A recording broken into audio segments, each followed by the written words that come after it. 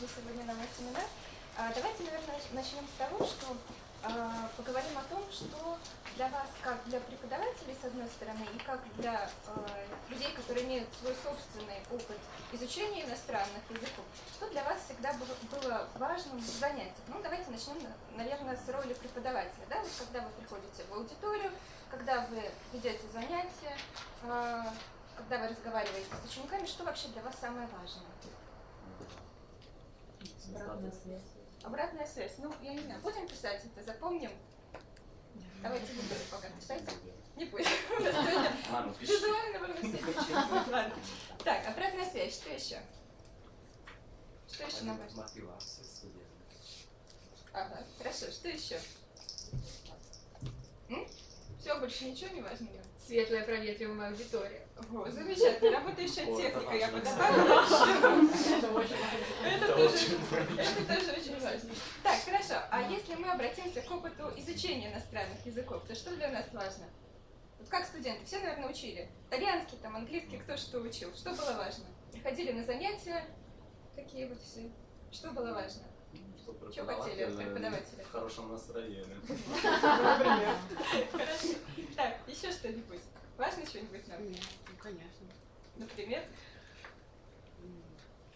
Чтобы твоя планка, да, твоя совпадала с требованиями преподавателя, чтобы не было не скучно, если ты хочешь больше, а преподаватель даже меньше, чтобы не было стресса, если ты хочешь меньше, а преподаватель больше. Ну да, то есть вот эти какие-то личные, да, аспекты какие-то. Хорошо, да, ну на самом деле я почему об этом заговорила, да, потому что вот те подходы, те методы, о которых мы с вами сегодня поговорим, вот как раз-таки почему нам нужно, да, об этом знать, чтобы понимать, как эти элементы, которые мы используем, как они влияют на наших слушателей, на нас самих, да,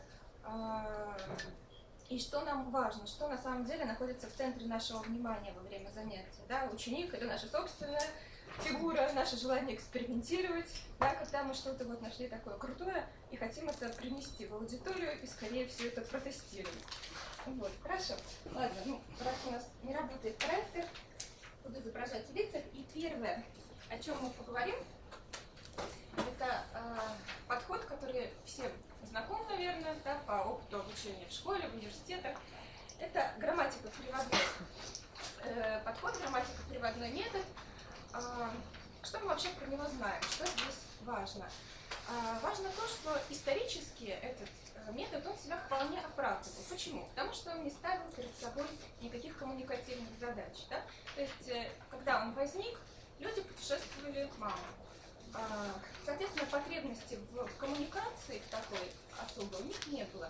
В основном, основная масса людей, где родился, там и пригодился. Там прожил свою жизнь, и там жил умер. Путешествовали кто? Путешествовали знатные люди, зажиточные люди. Они, естественно, изучали язык не на 6-месячных курсах, там, 3-месячных курсах. Они изучали язык с гувернантками, с гувернерами, да, с учителями, которые были рядом с ними, с рождения, и, соответственно, общались естественным образом с ними, и поэтому такой потребности именно в коммуникативе не было. А сам по себе формальный или грамматико-переводной метод использовался для чего? Для того, чтобы читать какие-то латинские или греческие тексты. То есть цель была чтение и понимание, знакомство с какой-то литературой. Цель общения не стояла. И поэтому этот метод себя оправдывал поскольку ставил перед собой конкретную задачу и ее выполнял. Да? Вот. И если мы с вами будем говорить о тех типичных чертах, которые свойственны этому методу, да, если мы посмотрим, как у нас располагаются фигуры в классе при применении этого метода, да, в центре у нас находится фигура преподавателя, который гуру, который главный, да, который рассказывает о каких-то правилах, и эти правила должны перекочевать из головы преподавателя в голову ученика. Ученик при этом у нас пустой лист, да, вот как он реагирует, нас не особо интересует, нам важно просто передать систему правил, то есть язык воспринимается как совокупность каких-то правил, морфологических, синтаксических, да, и это нужно нам передать ученику вот в таком виде. Ну, я думаю, что вам знаком этот метод, по опыту знаком. Хорошо. Так, при этом, что нам еще здесь важно, это то, что никаких технических средств обучения у нас не используется. Ну, вот, хотя на самом деле, как, наверное, показывает опыт и ваш, да, есть те ученики, которым такой метод очень нравится. Они просто хотят сидеть, читать, переводить, оставьте меня в покое, не хочу ни во что играть, не хочу ничем жонглировать, бежать не хочу, ничего не хочу делать, играть не хочу, хочу читать, переводить, оставьте меня в покое. Такие бывают, с этим ничего не сделаешь. Вот.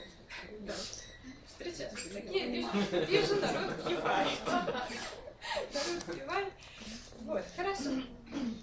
Что же происходило дальше? Видно, что это, что мы должны были, в принципе, заставлять их бегать, играть и так далее, или нет. Но потому что мне жалко. Я думаю, что они привыкли уже к другой методике, да, поэтому нельзя быть слишком строгие с коммуникативными методиками. Мне кажется, что нужно тоже, ну, есть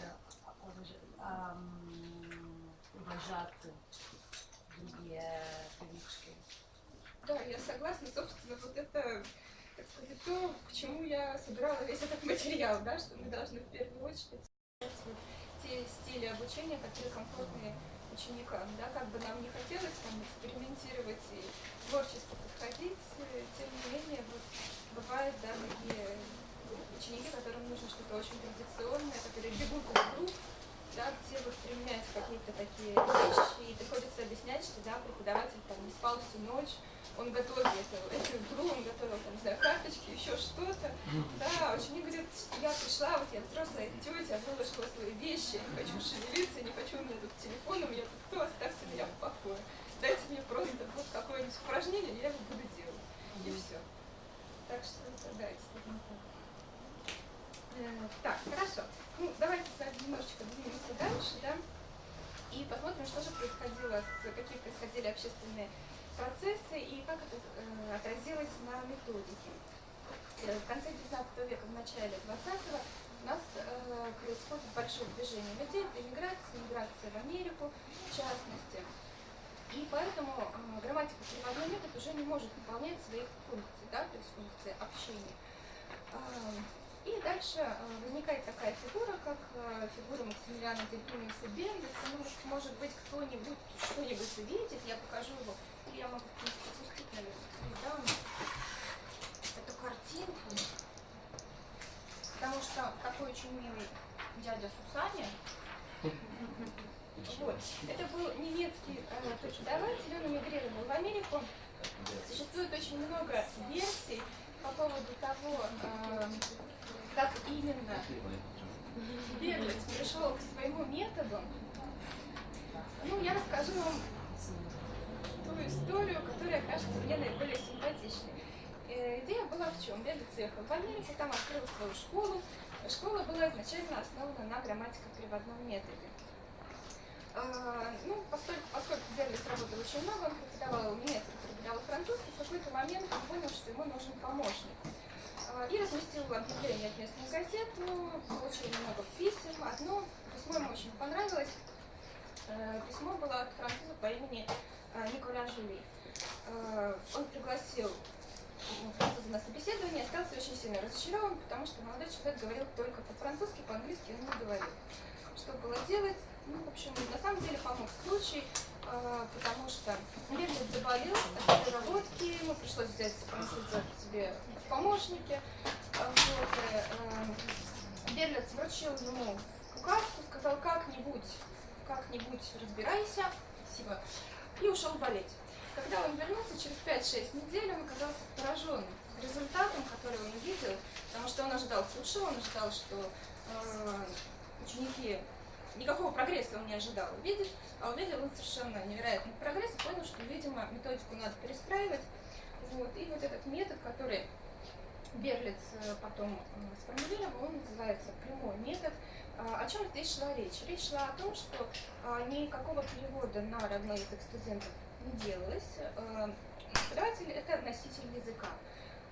Как шли вообще занятия? Изначально на первом занятии преподаватель указывал на предметы в классной комнате, говорил это то, это то, это то, вводились какие-то прилагательные простые, да, из тех, что можно увидеть. Да?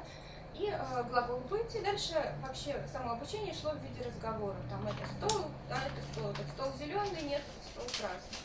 Вот. В дальнейшем добавлялись какие-то еще глаголы, какие-то еще абстрактные понятия, но суть была в том, что обучение шло именно в диалоге.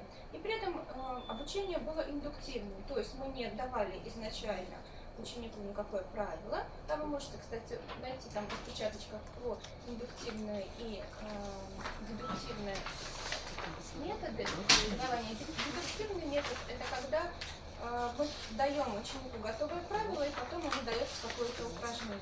Индуктивный метод – это наоборот, когда из процесса пользования языком ученик может вывести правила. То есть он понимает все в контексте, он сам доходит до правила. Мы не даем ему правила в готовом виде.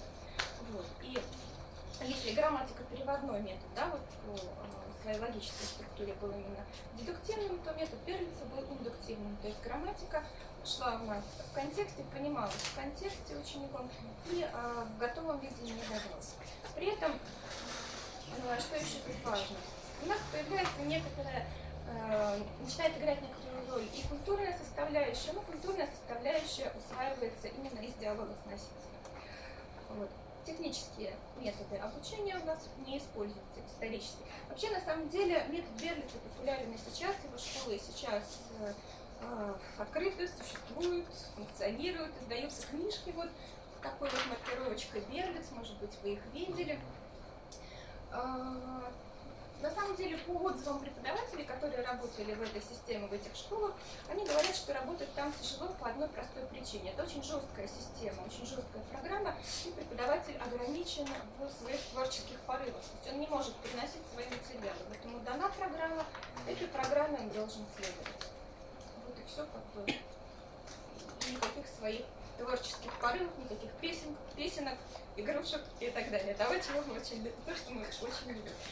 Скажите мне, пожалуйста, может быть, у кого-то был опыт обучения в школе Берлица или преподавания в этой школе, и вы хотите об этом поговорить? А в России тоже есть курс? В России, ну я видела какие-то рекламы, я не смотрела подробнее. Ну, если каких-то шефтеры хроновых, там это понятно? То есть, там, Я видела, Берлиц, она только мне время и кажется, все. даже А не Берлиц, Мы она бы по всему начали миру.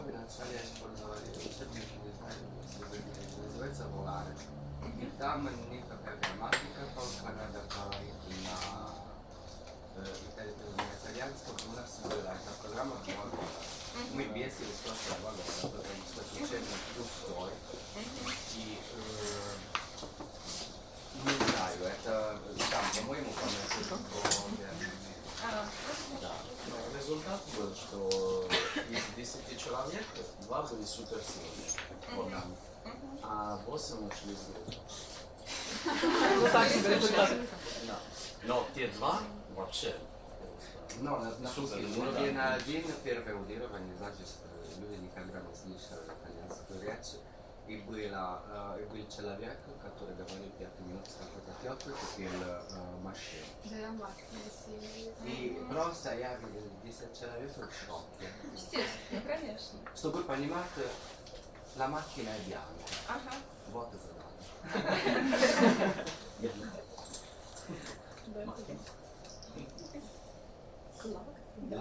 Ma secondo te, Manu, cioè il volare è fatto seguendo il metodo Berlitz? Secondo me no. Ancoris l'ha fatto proprio il proprio metodo. Ma si utilizza Perché è suo. Sì, Quello della Dili. È la International House. Sì, della Dili. Sì, la Dili. Sì. Però segue quella metodica comunicativa senza la L2, famiglia in italiano. Anche a Londra, per esempio, c'è una scuola che si chiama Cadan School, sì, che è su Oxford Street.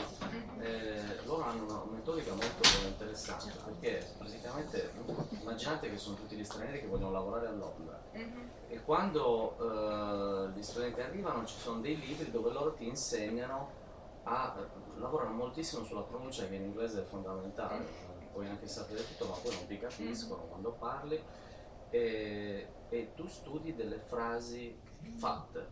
È molto efficace in realtà, perché poi loro ti aiutano a legare tutte le parole.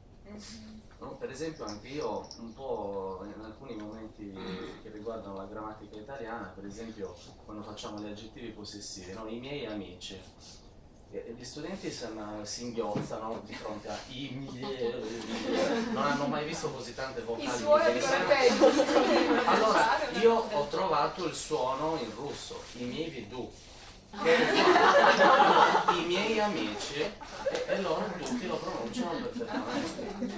No, bisogna trovare comunque dei suoni che sono accessibili per le persone che parlano un'altra lingua. Perché ti dicono è impronunciabile, poi invece trovi l'analogo in russo e dico si può fare, vero? Grazie. Так, ну что, все запомнили, да, имейте в виду? Все запомнили, все записали. Brevettato. I suoi vedù.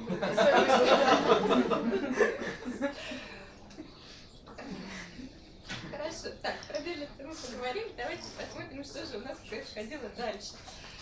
Дальше мы перемещаемся, можно сказать, прыгаем в машину времени и перемещаемся в 40-е годы 20 века. Что у нас происходит? В Европе у нас идет война, да? Что происходит в Америке? Америка готовится вступить в войну и готовит своих военных к этому процессу. Причем готовит их не только с точки зрения строевой подготовки, да, а готовит их также с точки зрения языка. Потому что нужно как-то общаться с союзниками, общаться с противниками, перехватывать какие-то радиопередачи, да, понимать, о чем там речь. В общем, как-то нужно с этим разбираться. Нужна система очень эффективная, нужна система быстрая, работающая. Ну вот и такой системой стала так называемая американская программа или армейский метод.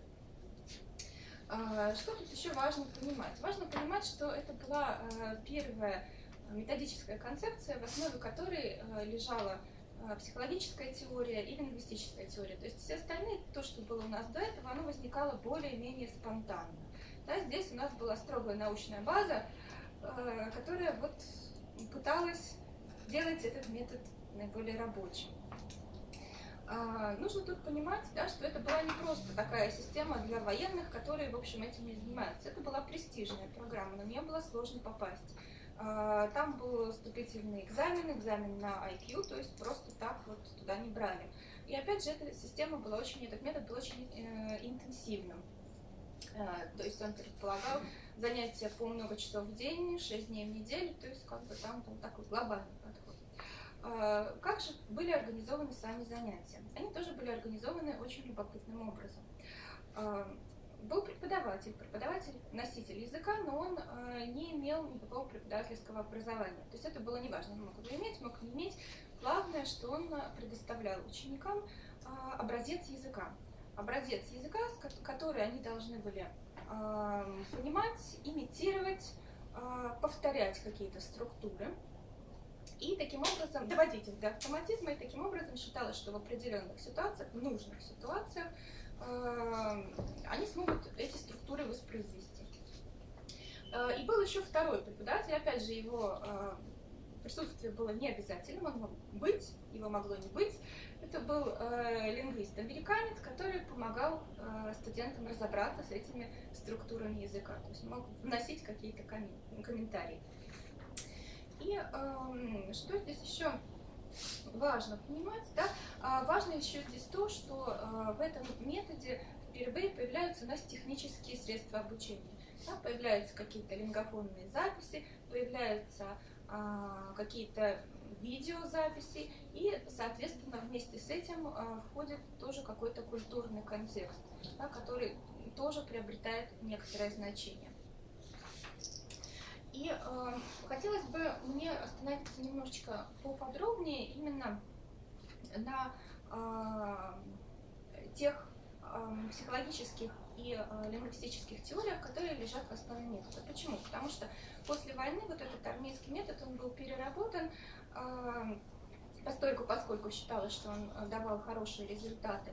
И дальше он был уже введен в общественное пользование, да, не только для военных, в виде аудиолингвального метода и структуралистского подхода. Почему вообще важно понимать, что это такое, как оно работает? Потому что учебники, построенные по этим принципам, они встречаются до сих пор. Какие-то элементы этого можно найти и в наших любимых коммуникативных учебниках, и в тех учебниках, которые мы используем. И нам нужно просто понимать, что это такое, чего от этого ждать, что мы ждем от ученика, если мы с этим работаем. Да, просто с этим нужно разбираться. Да?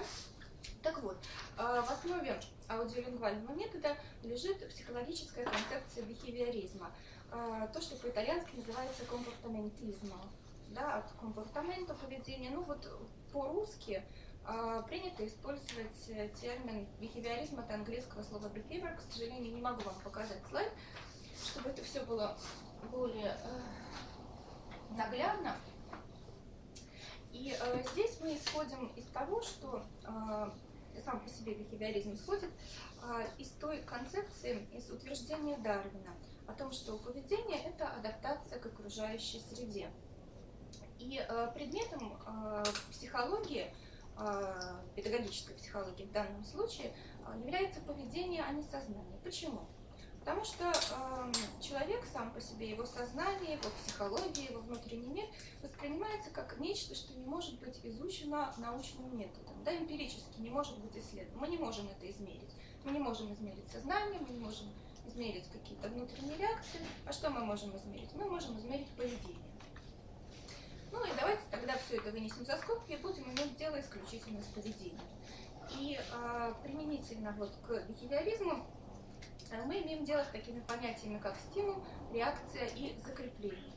А изучение языка у нас воспринимается как вариант обучения поведению. Да? То есть это вот эти дриллинг, да, то, что вот какие-то упражнения, которые мы много-много раз повторяем, доводим до автоматизма, вот оно и есть. Если мы посмотрим на историю возникновения бихевиоризма, да, многим известен наш замечательный академик Иван Петрович Павлов, да, с его собаками, но я могу опять же пустить этот листочек, показать. Да, ну, вы знаете эти опыты Павлова с собакой. В чем там была суть? Суть была в том, что Павлов заметил, что если показать собаке еду, собаке начинается слюноотделение. Он добавил к этому опыту колокольчик, звонил в колокольчик, собаке показывали еду, собаке начиналось слюноотделение. Потом он убрал вот этот серединный элемент, да, и звонил колокольчик, у собаки начиналось слюноотделение, но это тоже, наверное, выпустить в поле, да, чтобы вам было веселее слушать. Эти опыты, да, были продолжены впоследствии американским психологом в 30-е годы Биллисом Фредериком Скиннером. Тоже пускаю его по рядам. В уголочке сверху там вы можете увидеть кусочек из, как это по-русски, фотограмма, в общем, из Симпсонов. Там тоже, если вы помните, был такой персонаж, которого звали Скиннер. И когда будете смотреть, обратите внимание, есть некоторое портретное сходство тоже, это не только фамилия похожа. Вот, то есть вы можете себе представить, какое влияние имел этот персонаж, да, что до сих пор его показывают вот в таких мультфильмах. Да, то есть почему еще нам нужно об этом поговорить и понимать. Что делал Скиннер? Возвращаясь, отталкиваясь от Павлова и продолжая, так сказать, идти дальше. Скиннер экспериментировал уже не с собачками, а с мышками и с птичками. Он изобрел такую штуку, которая называлась ящик Скиннера. Туда сажали животное, там был рычажок. Животное нажимало на рычажок, и появлялась еда. Соответственно, повторив эту процедуру некоторое количество раз, животное могло научиться тому, что хочешь кушать, нажми на рычажок, получишь еду. Либо, как вариант, была не еда, а был электрический ток. И, соответственно, животное понимало, что не надо нажимать на рычажок, если не хочешь получить неприятные ощущения. Да?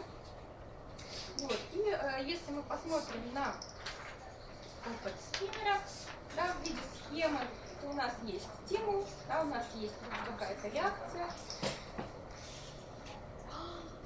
Надеюсь, да? Или нет?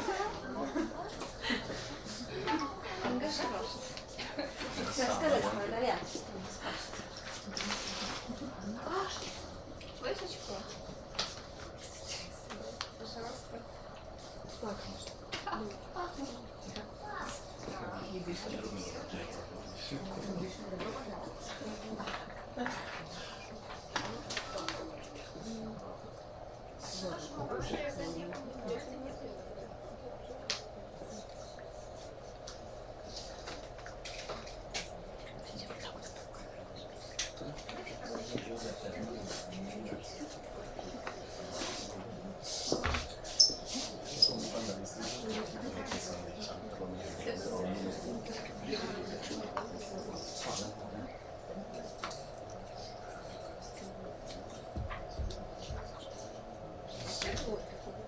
Мне как, продолжать или не надо?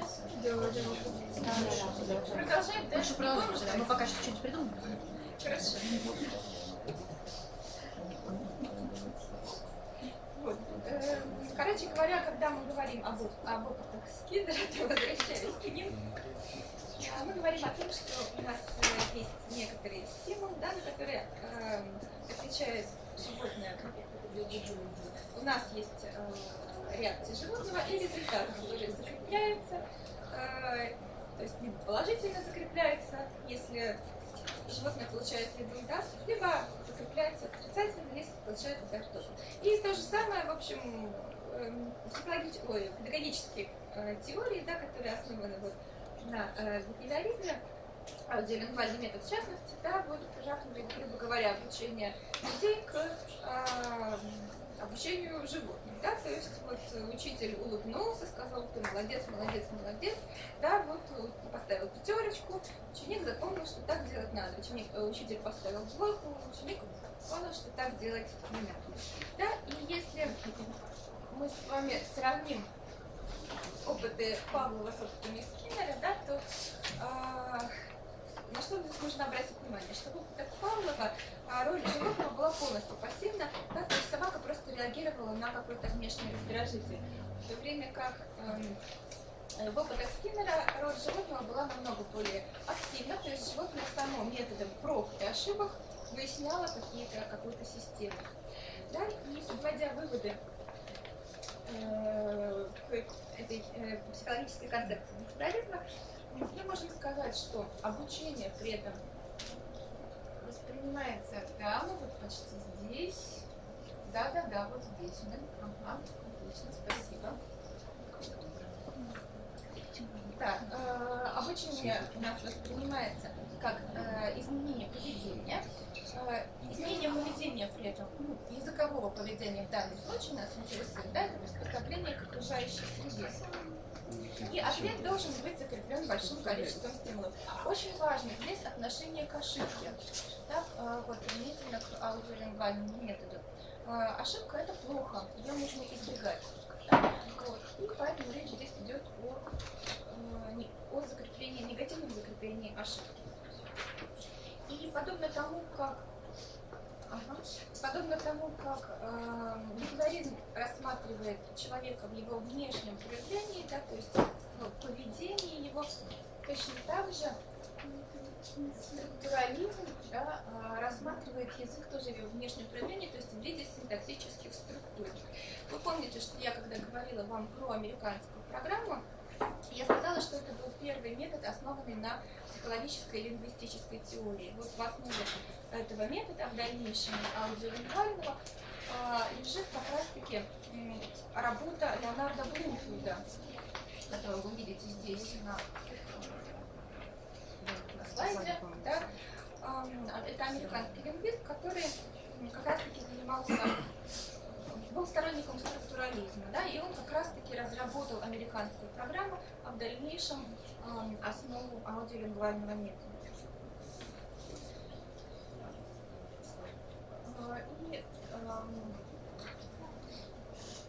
И не следующий слайд. Нет, не в ту сторону. Это мы вернулись. Да, вот. Язык у нас воспринимается, да, если мы посмотрим выводы по структуралистскому подходу аудиолингвальному методу, в общем, соберем все, о чем мы с вами говорили, то мы можем сказать, что язык у нас воспринимается как совокупность синтаксических структур. Предпочтение у нас отдается устному языку. Почему? Как я уже говорила, Леонард Блумфилд, который разрабатывал эту систему, он изучал языки американских индейцев. В частности, часть из них не имела письменности. И отсюда вывод о том, что, в принципе, письменность, ну, конечно, хорошо, если ученик знает, умеет писать, читать, но по большому счету это не так важно. Важно это то, чтобы он умел что-то сказать, автоматически заученное, да, в нужной ситуации, и таким образом справиться с этой ситуацией. И, то есть речь идет об автоматизации лингвистических процессов, каких-то структур, которые много-много раз повторяются с заменой элементов. И здесь появляются технические средства обучения, да, лингофонное оборудование на тот момент. И роль учителя очень часто сводится к управлению этим лингофонным оборудованием. Так, скажите, пожалуйста, у кого есть какой опыт общения с этим методом, подходом? Наверняка кто-то учился, может быть, в университете, встречался с этим методом, может быть, сам преподавал, может быть, пытался на своих занятиях внедрить какие-то элементы, хочет поделиться результатами. И никто не пытался? Нет? Хорошо. Так, тогда мы идем с вами дальше. Дальше у нас происходит очень интересная вещь. Мы чуть-чуть возвращаемся по времени, возвращаемся в 30-е годы в Европу, возвращаемся в Германию. Там происходят процессы, которые привели впоследствии к фашизму, да, там происходит вот это становление каких-то нацистских вещей. И в связи с этим из Германии в Америку эмигрирует группа психологов немецких, психологов, которые придерживались совершенно иной точки зрения, психологов-гештальтистов. И это такие имена, как Макс Веркример, Курт Ковка. Само по себе слово «гештальт» происходит от немецкого слова, да, которое означает целостная форма или структура, схема представления. Почему нам важно это знать? Потому что здравствуйте. Почему нам важно об этом знать? Потому что структура наших коммуникативных учебников любимых, она не просто такая, какая она есть.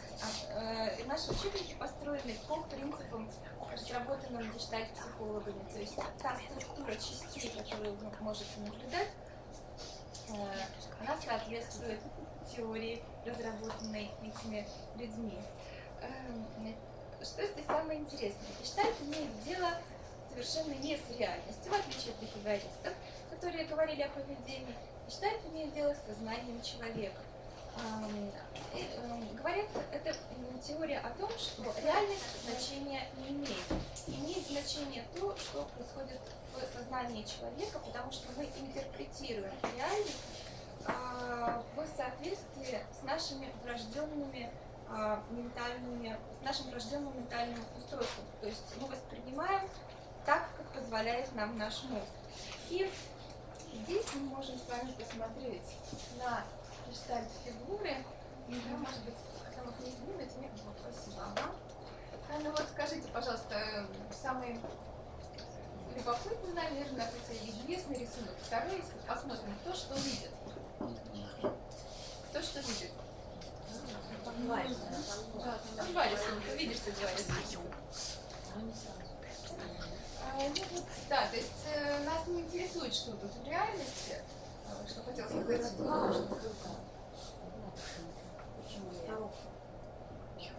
Это женщина. Все видят две картинки? Там есть молодая девушка и старая. Да? Я не вижу. Да. О, да, правда. Это очень известно. Это очень известно, да. Ну, их много. Да, можем посмотреть еще. Результат вот этой исследования какой? Просто никогда не понять, там, если человек видит, что молодая или старая, не важно. А результат никакой, да, просто так работает наш мозг, и как бы идея в том, что мы видим это по-разному. Да? То есть реальность нас как бы особо не интересует, нас интересует наша собственная интерпретация. И что еще тут любопытно, что мы не можем видеть два изображения одновременно. Ну, оно переключается, да? То есть... Tu vedi l'albero? Может. Ah, non vedi le tigre? Да. Il gorilla. Il leone e il gorilla. То есть либо дерево, либо...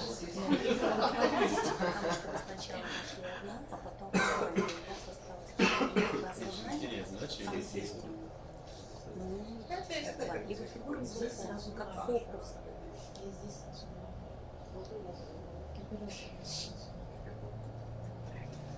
Да, то есть речь у нас здесь идет о том, что нам важно восприятие, нам важно восприятие, а не реальность, и что наше сознание организует стимул каким-то определенным образом. Если мы сравним бихевиористов с гештальтом, можно нам следующий слайд, пожалуйста. Да, вот. Что здесь появляется, да, если мы сравним бихевиоризм с гештальтом, то что бихевиористы говорили о том, что сознание человека не имеет значения, а гештальт утверждал обратное, что все происходит в сознании. Обучение – это закрепление поведения, говорили бихевиористы, обучение осознанным процессом и организации знаний, интерпретации стимулов. При этом разные обучения, да, у нас идет стимул, ответ, закрепление. Бихевиористы говорили об этом, и обучение через систему проблем-солвинг, решение задач – это теория гештальтизма. Важно здесь то, что меняется роль обучаемого, да, то есть в бихевиоризме это роль пассивная. Человек просто как-то реагирует, да, внешне проявляет эту свою реакцию, и нам нужно это довести до автоматизма. Что он там себе знает, осознает, нас не интересует. Сказал и молодец. Понял, не понял, что сказал. Вот, да. Роль обучаемого у нас активна, потому что обучаемый сам интерпретирует реальность, да, сам какие-то процедуры. И изменяется и роль ошибки. Ошибка – это плохо, говорили бихевиористы, ошибка – это хорошо, так как позволяет лучше осознать систему, говорили сторонники гештальта.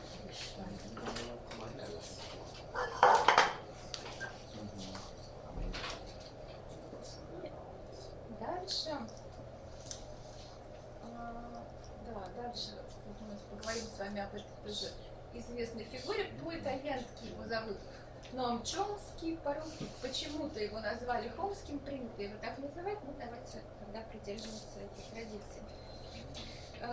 Споря с бихевиористами, Хомский задается вопросом, что если наше обучение это повторение каких-то изученных структур, то почему тогда дети, изучающие свой родной язык, создают фразы, о которых никогда раньше не слышали? Да, вот это словотворчество, оно тогда откуда?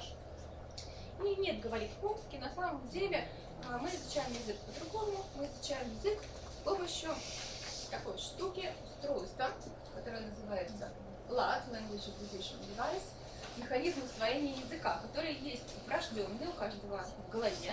Причем здесь интересно, что это не орган, это именно девайс. Хомский принадлежал к когнитивистам, которые говорили о том, что мозг человека работает как компьютер. И по тому, как он воспринимает информацию, по тому, как он обрабатывает информацию, и по тому, как выводит информацию. Что нам здесь важно? Важно нам здесь то, что когнитивисты, хотя они и говорили исключительно о лингвистической компетенции, да, то есть когда мы обучаем языку, все-таки то, к чему мы стремимся, это понимание каких-то лингвистических конструкций и их правильное воспроизведение. Тем не менее, здесь в центре у нас оказывается уже наконец-то ученик. Да? Не просто язык, который мы должны ученику не пойми зачем преподать, да, и с которым он что-то должен сделать. Все-таки у нас возникает здесь лингвистическая компетенция, и в дальнейшем, да, то, что будет важно нам, да, подходим мы наконец к нашему коммуникативному подходу, потому что к концепции Омского, к концепции лингвистической компетенции будут добавлены элементы американским антропологом Дель Химсом, который в 1972 году вводит понятие коммуникативной компетенции. Коммуникативная компетенция включает в себя не только лингвистическую компетенцию, но и компетенцию экстралингвистическую, то есть нам важно не просто что-то сказать, нам важно еще сказать это в правильной ситуации, выбрать правильный вариант языка, правильную интонацию, выбрать правильную жестикуляцию, находиться на правильном расстоянии от собеседника, да, в зависимости от культуры к культуре это изменяется. То есть у нас возникает очень много дополнительных культурных элементов, которые нам важны. И опять же в коммуникативный подход вносит свой вклад теория лингвистических фактов, разработанная Джоном Сёрлом. То есть все те элементы, которые мы можем наблюдать в наших коммуникативных учебниках, да, то есть когда мы учим наших учеников здороваться, просить, соглашаться, какие-то вот такие элементы, да, конкретные, которые они должны сделать. И в дальнейшем, да, у нас появляется коммуникативный подход, ситуационный метод. Исторически он предшествовал методу понятийно-функциональному, функционале, который называется по-итальянски. Сам по себе ситуационный метод, он вышел из аудиолингвального, то есть он все еще основывался на диалогах в каких-то конкретных ситуациях. То есть на самом деле коммуникативный подход, он не появился вот так сразу раз и появился, мы его придумали. Он постепенно развивался, трансформировался и вбирал в себя очень разные элементы в зависимости от тех потребностей, которые существовали в обществе на тот момент. Да, и вот то, что потом стало понятийно-функциональным методом, да, уже исходило из лингвистических потребностей студента. Спасибо. Опять же, в какой-то степени этот метод был, что называется, предложен сверху, потому что Совет Европы, да, уже в Европе уже начали происходить те процессы, которые впоследствии приведут к созданию Евросоюза как раз в 70-е годы. И поэтому возникла необходимость в разработке единых методов тестирования, единой системы оценивания языковой компетенции. И в соответствии с этим были разработаны и учебники, которые учитывали вот эти потребности. И именно понятийно-функциональный метод представляет знания в виде навыков, умений, функций и в виде умения решать задачи. То есть, когда нужно что-то сделать, уже речь идет не о какой-то абстрактной системе языка с какими-то правилами, которые не пойми кому нужны ли вообще зачем. Да, у нас в центре оказывается студент с его коммуникативными потребностями. И именно от них уже мы отталкиваемся.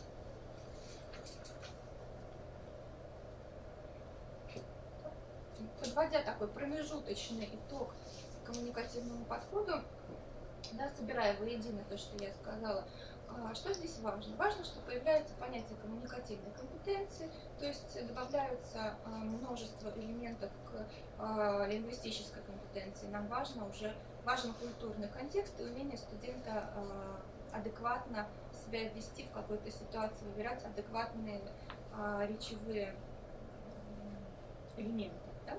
В центре внимания, как я уже сказала, у нас находится студент. Меняется и роль преподавателя. Преподаватель больше уже не гуру, да, вот образец для подражания, а преподаватель – это проводник, союзник, да, вот, советник, режиссер, организатор учебного процесса, но не образец для подражания. Язык воспринимается как инструмент коммуникации. и роль его при этом становится очень утилитарной.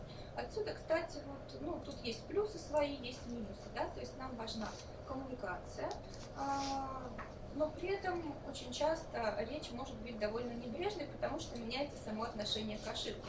Ошибка не так важна, коль скоро коммуникация удачна, коль скоро коммуникация состоялась. Да? То есть, и опять же, если мы, например, посмотрим на тот же самый ЧИЛС, да, мы знаем, да, что такое ЧИЛС, вот если мы посмотрим на критерии оценивания, например, устной речи, или, например, на критерии оценивания письменной речи, то мы увидим, что на первом месте большая часть баллов у нас дается именно за коммуникативную эффективность. Да? Дальше, в зависимости от уровня, да, речь идет, конечно, о правильности, о каком-то там недопустимом количестве ошибок, причем чем выше уровень, тем большую роль приобретает вот эта правильность. Но, в принципе, на первом месте у нас стоит именно коммуникативная эффективность. Ну, опять же, со своими плюсами и минусами. Да? Процесс обучения у нас индуктивный, то есть правило не дается студенту в готовом виде, он сам в процессе общения, в процессе столкновения с какими-то языковыми явлениями выводит механизмы, да, может делать заключение о том, как функционирует язык. Так, про ошибку я сказала. Еще важно здесь, да, важно, чтобы коммуникация была подлинной, да, то есть если мы знаем ответ на вопрос, мы его не задаем. Иначе у нас нет никакой мотивации к тому, чтобы общаться. Да? Так, и важно то, что студент может использовать любую удобную ему формулировку. То есть это совершенно не обязательно та фраза, которую мы 5 минут ему назад дали, да, вот он ее обязательно именно ее должен использовать. Он может использовать тот вариант, который ему больше нравится. Так, и дальше мне хотелось бы поговорить о замечательной фигуре Стивене Крашене, тоже, наверное, это имя многим знакомо. Да. Ну, на самом деле, кто-то его относит к гуманистически-эмоциональным методам, его теорию, кто-то говорит о том, что это коммуникатив, к которому добавили просто эмоциональное измерение. Ну вот, как раз вот мне кажется, именно на этом этапе нужно о нем поговорить. Крашен говорил о том, что усвоение языка не требует широкого применения грамматических правил, то есть нудного повторения. И опять же, он говорил очень важную вещь. Он говорил, что само по себе говорение не означает усвоение языка. То есть структуралистский подход, да, когда у нас ученик что-то там говорит автоматическое, вот если он автоматически что-то говорит, это не значит, что он усвоил язык. Да? Это не означает, что он может адекватно общаться. И опять же,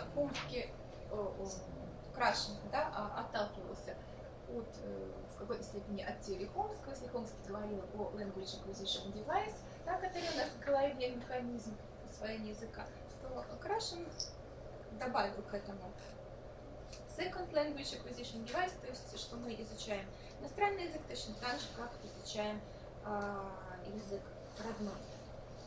Теория Крашена состоит из 5 гипотез. Может быть, уже нет? Уже? Хотела спросить, может быть, кто не помнит. Ладно. Значит, Крашен говорил, во-первых, о разнице между усвоением и обучением. Он говорил о том, что усвоение – это процесс бессознательный. Он происходит тогда, когда человек принимает сообщение. То есть он не прикладывает к этому никаких усилий, и важно то, что эти знания, полученные таким образом, надолго остаются в памяти. В то время как обучение – это процесс сознательный, требует усилий, он может приводить к значимым результатам, но мало остается в памяти. То есть, ну как вот перед экзаменом что-то научили, что-то выучили, да, сдали, на следующий день забыли. Примерно то же самое. Гипотеза о мониторе, о том контроллере, который постоянно проверяет то, что мы говорим на иностранном языке, и периодически нам мешает. Да, вот это возникает гиперкоррекция, да, мешает нам говорить. Гипотеза о естественном порядке изучения языка, то есть это, опять же, какие-то логически понятные вещи, то есть что мы изучаем, например, в настоящее время сначала, а прошедшее потом, а не наоборот. Да? То есть это тоже очень логично. Важно здесь еще поговорить о гипотезе о понятности вводимого языкового материала, который Гашин назвал инпутом. Инпут должен быть понятным, но содержать в себе что-то новое. То есть, с одной стороны, он должен быть чем-то знаком студенту многим и содержать какие-то новенькие элементы, чтобы ученик сам мог разобраться с механизмом функционирования языка. И самое, на мой взгляд, здесь важное в гипотезе Гашина, в теории Гашина, это гипотеза об эмоциональном фильтре. То есть то, что, в общем, теоретики коммуникативного подхода уже еще пока не учитывали. Речь идет о том, что какие-то страх, стресс, да, какие-то негативные установки мешают студенту усваивать материал, то есть мешают тому, чтобы input проходил через Second Language Acquisition Device, да, и превращался в усвоение. Ну, мы можем наблюдать, да, как один и тот же ученик, например, с разными преподавателями показывает разные результаты. Да? Вот это как раз тот самый пример, то есть, где человек чувствует себя свободно, а где человек напряжен и, соответственно, не может учиться. Так, ну, наверное, покажем. Мы можем показать видео? Или не можем? Может, да, нужно некоторое время на это. Время? Я тогда закрою, ну, чуть-чуть, я закрою тогда этот экран и включу. Да, давайте мы посмотрим запись Гашина. Наверное, сделаем перерывчик. Надо перерывчик? Ну, давайте, да, хотя бы технически, чтобы проветрить, и я как раз открою видео. Да, вот мы посмотрим видео с Гашином. Это вторая ссылочка, да? Я просто не здесь. Я вижу, что уже начали засыпать потихонечку. А нам еще много интересного нам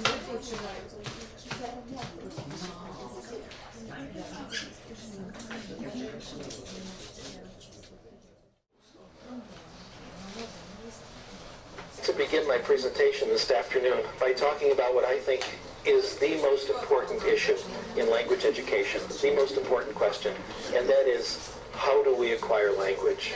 And I'd like to begin this discussion, this presentation, with an outrageous statement. In my opinion, we all acquire language the same way. The reason this is an outrageous thing to say is that these days in education, we're living in an age of individual variation. We're very concerned about how our students are different, not how our students are the same. Those who've been around in the field for a while remember, about 15, 20 years ago, people were very concerned about something called field-dependent learners and field-independent learners. You give people a certain test and one group gets this treatment, one group gets the other. Then about 15 years ago, it was left side of the brain, right side of the brain. Some people are left hemisphere thinkers, some people are right hemisphere. Then about 10 years ago, cognitive style. The cognitive style of the home culture differs from the cognitive style of the school culture. We have a clash, etc. Well, each of the examples I gave you is probably correct. There is individual variation, and there is quite a bit of it. Nevertheless, there are some things we all do the same. Let me give you some examples. Digestion. We all digest food the same, no significant individual variation. First you put it in your mouth, then you chew it up, then it goes down your throat, then into your stomach. That's how it's done everywhere. That's how it's done in North America, South America, Europe, Asia, Africa. That's how it's done everywhere in the world. The visual system's the same everywhere. It's always the occipital lobe in the back of the brain. It's never in the side of the brain. It's never in the front of the brain. It's never in the elbow. It's done exactly the same everywhere you go. By the way, I used to use sex as an example of things everyone does the same, but some counterexamples have been pointed out to me recently. Actually, I saw this movie, if you really want to know the truth. Anyway, we all acquire language the same, and rather than just talk about it, I'd like to show you. I'd like to take just a couple of minutes and give you some sample language lessons. I'll use a language that I'm sure you've heard before, and maybe some of you speak, and you can tell me which of these two very brief lessons you like better. Here's lesson number 1. Wir werden jetzt anfangen, Deutsch zu lernen. Und ich möchte im Voraus sagen, dass nach meiner Meinung Deutsch ist eine sehr schöne Sprache. Und ich hoffe, dass Sie alle sehr viel Erfolg mit Deutsch haben werden. What do you think? Good lesson so far? Do you think if I kept talking to you like that, you'd pick up German? Not very likely. How about if I repeated it? Would that help? Probably not. How about if I said it louder? Would that help? Probably not. How about if I said it and you repeated it back? Again, I don't think that would help. How about if I wrote it out for you and you could see it on your television screen? That wouldn't help either. How about if I wrote it out for you and you copied it down? How about if I wrote it out for you and deleted every fifth word and you tried to guess what the word is? The truth is that none of these things help. None of these things mean anything, and I hope you can see that now. Here's lesson number 2, and for this you have to watch me carefully. Das ist meine Hand. Verstehen Sie das? Hand? Everyone say, ja, I can hear you, even though it's a TV audience. Good. Kopf. Das ist mein Kopf. Verstehen Sie Kopf? Ja? Gut. Kopf. And here I'll draw a picture now. Kopf. Ist gut, ja? Schön. Kopf. Das ist Mr. Spock, ja? Mr. Spock hat 2 Ohren. Ohren. Verstehen Sie Ohren? Er hat 2 Ohren. Okay, Mr. Spock. Ja, ach nein, Entschuldigung. Okay. Augen. Verstehen Sie Augen? Augen. Wie viele Augen? 1, 2, 3 Augen. 3 Augen. Ist das richtig? 3 Augen? Nein. Wir haben nur 2 Augen. Mund. Verstehen Sie Mund? Und hier ist eine Zigarette, ja? Nein. Zigaretten sind nicht gut.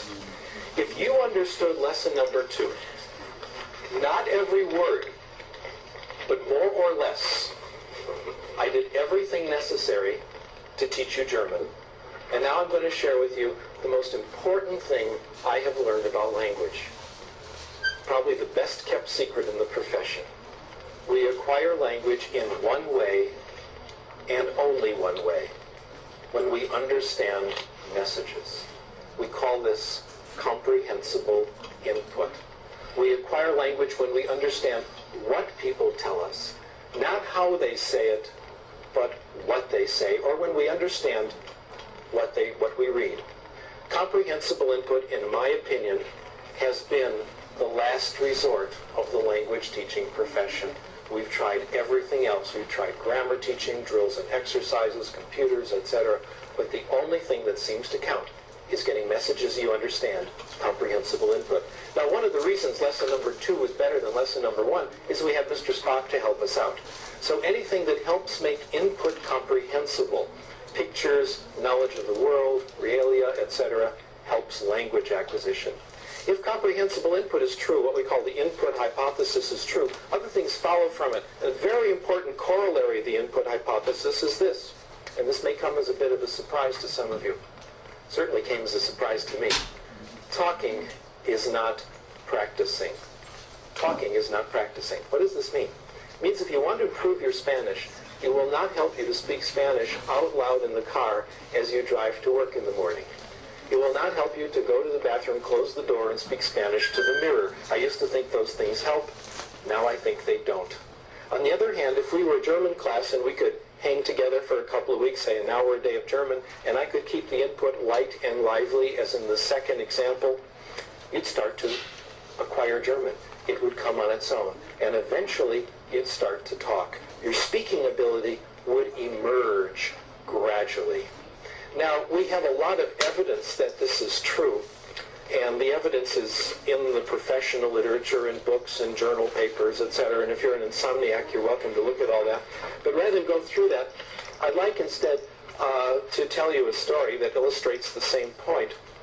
I've used this story for a long time, so those who've heard it before, I've been using this for about 15 years, and the reason I've stay with it is that it makes the point very well, and I've discovered it's just about a universal experience. What has happened to me has certainly happened to you. And bear in mind, if you've heard it before and you're tired of hearing it, think how I feel. My experience took place in 1974 when I was briefly living in exile from California, working at the City University of New York at Queens College as director of English as a second language. And like everyone else in New York, we lived in a big apartment building. And the apartment next door to us was owned by a Japanese company. And every year there'd be a new family in the apartment. And every year there were the children who couldn't speak English. And there I was, director of English as a second language. I will teach English to these children and brag about it to my friends. So I remember going up to the little girl next door. She was 4 years old. Her name was Itomi. And I didn't know about this material on language acquisition then. Nobody did. And I thought then the way you get people to acquire language is you get them to practice talking. So I tried to get her to talk. I'd say, Itomi, talk to me. Say good morning. Say hi. No response. Well, clearly I decided I've got to make this more concrete. Itomi, say ball. No response. Well, obviously I've got to break it down into its component parts. Let's work on initial consonants. Say ba. Look at my lips. Again, no response. There's a theory going around then that a lot of people still believe that children don't really want to acquire language. You have to kind of force it out of them. So I tried that. I won't give you the ball until you say ball. That didn't work either. No matter what I said, Itomi wouldn't speak. She didn't say anything the first week. She didn't say anything the second week, the first month, the second month, 5 months until she started. Children during this stage do pick up certain expressions from the other children in the neighborhood. It's not real language. They understand approximately what they mean. It's not real language. They have a rough idea what it means. They use it in roughly appropriate situations. Things like, leave me alone, get out of here. In fact, one child I knew, the only thing he could say was, I kick your ass, said it everywhere. Wasn't quite sure what it meant. After about 5 months, Itomi started to speak. And several things were interesting about her language. First, it looked a lot like first language acquisition, the same process our children went through. 1 word, 2 words, gradually getting more complicated. Second, it came quickly. By the time Itomi and her family went back to Japan at the end of the year, her English was closing in on the way the other children in the neighborhood were talking. The question is this: what was going on during those 5 months? She was listening. She was picking out comprehensible input. When she started to speak, it was not the beginning of her language acquisition. Let me repeat that. When she started to speak, it was not the beginning of her language acquisition. It was the result of all the comprehensible input she had gotten over those 5 months. Now, a silent period for a child in a situation like this is not pathological. It's normal. It's what you expect. You'd like to have a silent period, wouldn't you? How would it be if you had to study another language, but you went to a class where you didn't have to say anything? Doesn't that sound wonderful? You can talk all you want. You can raise your hand. You can volunteer. But no one's going to call on you. No one's going to put you on the spot. Also, in this perfect class, if the input isn't comprehensible, it's the teacher's fault, not yours. That's how we're doing it now. And the results we're getting aren't a little better than other methods. They're actually much, much better. Before I leave this topic, let me put in a brief commercial message for speaking. I'm not opposed to speaking. I think when students speak, it's fine. But what counts in speaking is not what you say, but what the other person says to you. In other words, when you get involved in conversation, what counts is the input that you can stimulate from other people. So I'm in favor of student speaking, but we have to understand it makes an indirect, a helpful but indirect contribution to language acquisition. I'd like to discuss one more hypothesis before we move on to literacy, and this is a very important one called the affective filter hypothesis. Research in language acquisition has concluded that there are several factors that relate to success in language acquisition, and I'm going to list them here on your screen. One factor is motivation. Students who are more motivated do better in language acquisition. Those of you who study this know that it's a little more complicated than this, but this is a good approximation. Self-esteem, probably the dominant concept today in popular psychology. Students with more self-esteem, more self-confidence do better in language acquisition. Third, anxiety. And here the correlations are negative. The lower the anxiety, the better the language acquisition. In fact, my hypothesis is for language acquisition to really succeed, anxiety should be 0. This has happened to you. Have you ever been in a situation speaking a language that you may not speak very well? When the conversation gets so interesting, you temporarily forget that you're using another language. If this is happening to you, that's when you're acquiring. When your focus is completely on the message, what the other person is saying, and your anxiety is temporarily gone.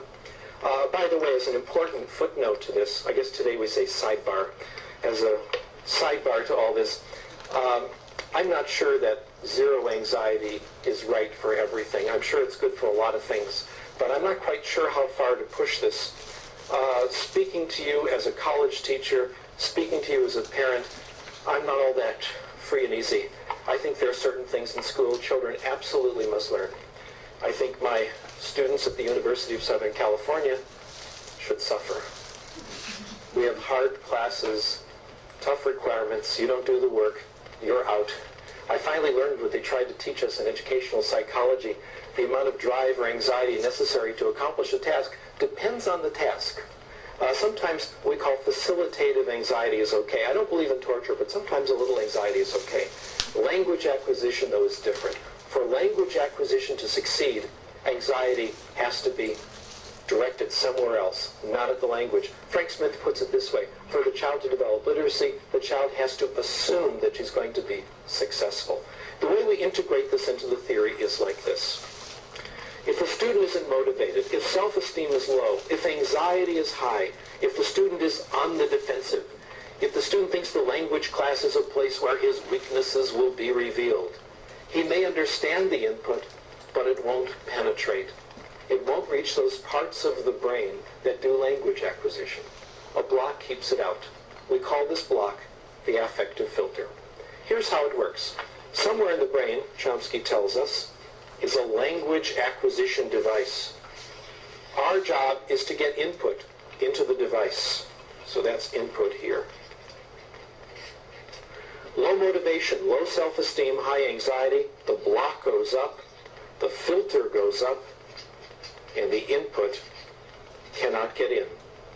This explains how it can be that we can have two children in the same class, both getting comprehensible input. One makes progress, the other doesn't. One is open to the input, the other is closed. Let me now try to summarize everything I've said in the last 10-15 minutes or so, and I'll summarize it in one sentence, and we'll wonder why it took me that long. We acquire language in one way, and only one way, when we get comprehensible input in a low anxiety environment.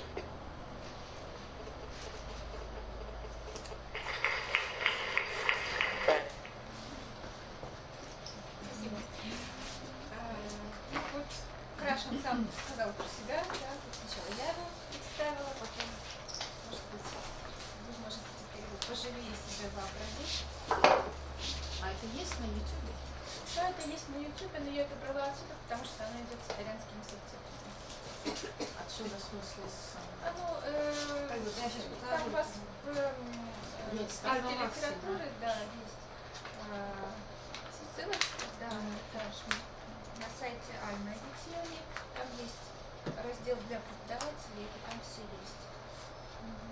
Там, может быть, имеет смысл пояснить, потому что пока вот был перерыв, исследовали. Дело в том, что именно для итальянских коллег, что все вот эти вот штуки, которые я рассказываю, они в нашей методике существуют совершенно в другом виде, да? То есть по-русски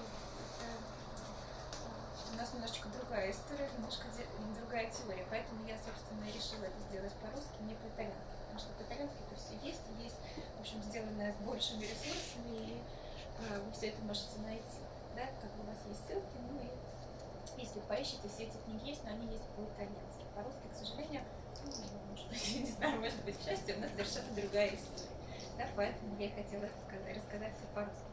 Вот. Возвращаясь к Крашину, делая шаг вперед, да, мы можем дальше поговорить о так называемых гуманистически эмоциональных подходов, да, получим гуманистику, в основе которых лежит гуманистическая психология. А можно нам снова... Гуманистическая психология, да, о чем здесь идет речь?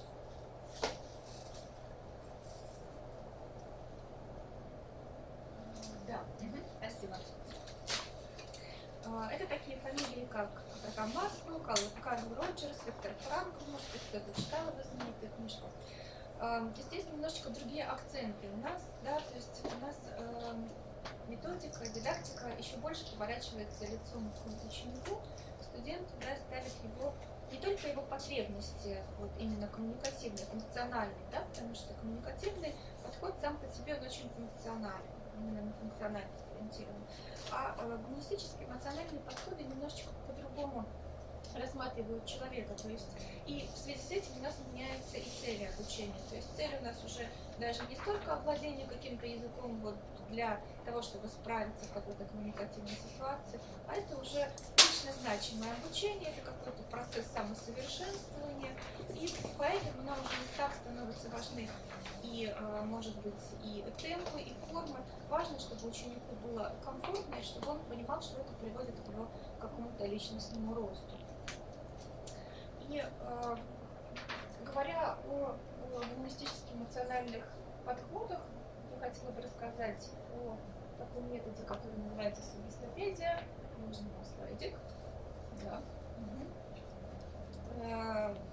Такая известная фамилия, болгарский психолог Лазанов является основателем этого метода. Это довольно любопытный метод. На самом деле, если вот читать отзывы и комментарии психологов и представителей всяких дидактических учебников, обычно об этом говорят очень осторожно, потому что, с одной стороны, этот метод считается очень эффективным, он показывал довольно высокие результаты, но поскольку он довольно специфичен, вот к нему очень осторожненько всегда подходит. Почему? Потому что Лазанов говорил о методах субъектопедических, это такие принципы, как, принцип радости и ненапряжения, то есть само по себе обучение не должно быть утомительным. Оно должно быть расслабляющим, причем это не просто какие-то элементы, да, то есть мы сделали игровую паузу, отдохнули. Это в принципе само по себе задание, само по себе занятие, оно в принципе расслабляющее. Принцип единства осознаваемого и неосознаваемого. То есть Лазанов работал с какими-то бессознательными процессами, именно поэтому вот к этому методу относятся так довольно настороженно, да, то есть он говорил о том, что если ввести человека в состояние расслабленности, включить ему правильную музыку с правильными ритмами и давать ему какие-то учебные тексты с определенной, как-то их повторять, с определенными интонационными нюансами, то происходит включение таких вещей, как сверхпамять, то есть это огромное количество запоминается информации, причем да, и лексики, и грамматики, все это вместе. И метод, который вот он разработал, он считался очень интенсивным и давал высокие результаты. Единственное, что в силу специфики метода он требовал очень высокой квалификации преподавателей, а это, в общем, довольно сложная штука. Поэтому очень часто подобного рода курсы вели люди не сильно подготовленные, и это выглядело как шарлатанство, потому что требовало какой-то очень высокой квалификации. И говоря более подробно о субъектопедии, нужно сказать, что, во-первых, как я уже говорила, это ускоренный метод обучения вот по своим результатам, по формам. При этом изучение нового языка предполагало принятие новой культурной идентичности, то есть ученик брал себе имя, типичное для изучаемого языка. При этом сама аудитория была полна предметов из стороны изучаемого языка. По стенам были развешаны правила, то есть чтобы ученик мог их прочитать, когда захочет, когда почувствует себя готовым, а не тогда, когда ему сказал учитель.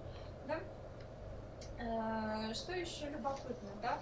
На Западе эта идея очень хорошо сочеталась вот с 60-70-е годы, с хиппи, с вот этими всеми движениями «Дети цветов», «Свободная любовь» и все такое прочее, предполагало очень бережное отношение к личности ученика, да, ну и опять же все это было довольно сложно, потому что реализовать, да, все это и учебный процесс, и музыка, и не напряжение, и тем не менее, чтобы был какой-то результат, это все-таки было очень высоких, задавало очень высокие требования к преподавателю. Что касается техник, то сами по себе техники обучения не предполагали ничего такого особо специфического, да, то есть это были те же тексты, те же песенки, порой специально записанные, написанные, придуманные для темы занятия, какие-то сценки отрабатывались, да, то есть драматизация. По сути, ничего такого принципиально нового не было, но был вот этот вот, было это внимание к психологии и каким-то бессознательным процессам. И продвигаясь немножечко дальше, логически мы переходим к нашей замечательной Галине Александровне Китайгородской, автору известного многим метода. Она как раз взяла очень много, может быть, большую часть, что она взяла у Лозанова, это было вдохновение, потому что в своих интервью она говорит о том, что ее в молодости, когда она столкнулась с этим методом, очень этот метод зацепил, но она не могла очень долго понять, что именно. То есть она понимала, что что-то в этом есть, а что именно, она для себя не могла определить. Вот. И потом она ездила к нему в Болгарию на стажировку, вернулась и, по ее словам, засела за учебники по психологии.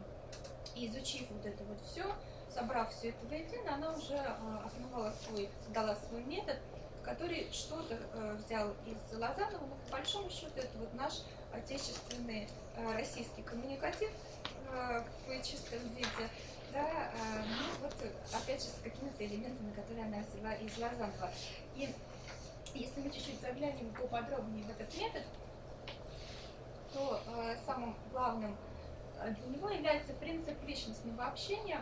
Она говорит о том, что очень большое значение имеет коллектив, в котором происходит обучение, и общение между участниками группы, да, должно быть организовано таким образом, чтобы это приводило к личностному росту каждого, то есть это и плюс она же себя включает и преподаватель, то есть язык изучается посредством общения, которое не просто вот, ну, для того, чтобы там купить билет, для того, чтобы, не знаю, забронировать номер в гостинице, да, мы что-то говорим, для того, чтобы получить какую-то информацию, которая приводит к личностному росту, которая мотивирует ученика к дальнейшему изучению. Метод Китайгородской считается тоже интенсивным, предполагает очень большую вовлеченность ученика в процесс, огромное количество лексического материала изучается именно вот на первых этапах. И, в принципе, так вот, если по большому счету посмотреть, то это, да, это коммуникативный подход, но там довольно специфическая система организации материала. И самое важное, пожалуй, здесь, да, это то, что, опять же, здесь учитываются вот эти эмоциональные мотивирующие зацепки, да, в самом процессе обучения. То есть мы не просто изучаем язык не пойми зачем, а мы изучаем для того, чтобы куда-то двигаться дальше, как-то развиваться. Да. И делая такой обзор гуманистических эмоциональных методов, хотелось бы поговорить еще о методе, который называется Physical Response. Он, пожалуй, один из самых известных в рамках гуманистических эмоциональных методов. Это метод ответа действием, то есть когда ученики реагируют на какие-то команды преподавателя и в процессе этого учатся, изучают язык, да, то есть какие-то вещи остаются у них в памяти, они в процессе реагирования понимают, как функционирует язык, как называются какие-то вещи, и таким образом изучают язык. И здесь тоже нам очень важно то, что в первую очередь это психологически то, что является центром всего, это психологический комфорт ученика, то есть это занятия, которые исключают стресс. И опять же это индуктивное обучение, то есть никакие правила нам не спускаются сверху, ученик сам разбирается с тем, как язык функционирует. Можно на следующий слайд. Ага, спасибо. И последняя, пожалуй, такая очень глубокая психологическая концепция, которая проявляется в тех формах обучения, которые мы видим сейчас, на сегодняшний день, была сформулирована Джеромом Брунером.